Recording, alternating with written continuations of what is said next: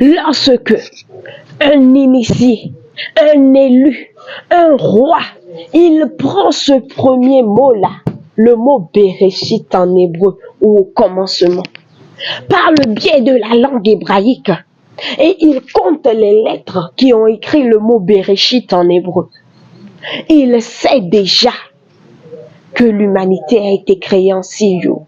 Ce que le non-initié a besoin de lire de la Genèse, du premier chapitre de Genèse, verset 1, jusqu'au 27e verset, pour savoir que l'humanité a été créée en 6 jours. L'initié, lui, en comptant les lettres du mot Bereshit ou du mot au commencement, il sait déjà que l'humanité a été créée en 6 jours. Mais ce n'est pas tout. Le chiffre 6 nous parle aussi d'un grand mystère. Le chiffre 6 nous parle de quelque chose de colossal. Et cette chose, c'est la création d'Adam. C'est la création de l'homme.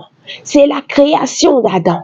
Adam comme la couronne de la splendeur de l'Éternel. Parce que toutes les œuvres que l'Éternel a créées, depuis le premier au 5e jour, représentent sa splendeur, représentent sa fierté, représentent sa gloire.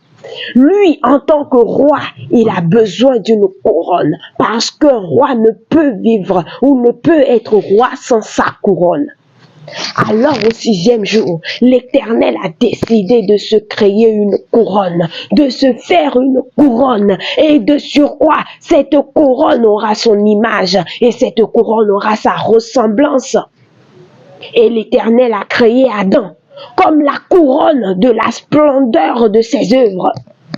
C'est pourquoi l'Éternel lui a dit de dominer sur tout ce qu'il a créé, parce que c'est lui la couronne.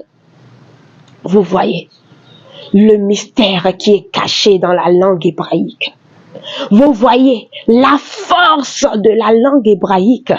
Elle est la seule langue qui peut nous permettre de décoder efficacement les mystères de la Bible.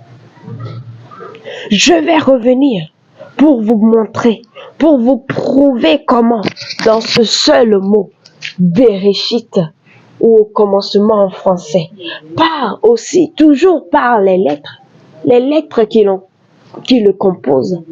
Comment est-ce que le Fils, Dieu le Fils, est venu sur la terre? Il est passé par des souffrances, des tragédies, jusqu'à ce qu'il ne soit cloué à la croix pour récupérer la couronne de la splendeur de l'Éternel.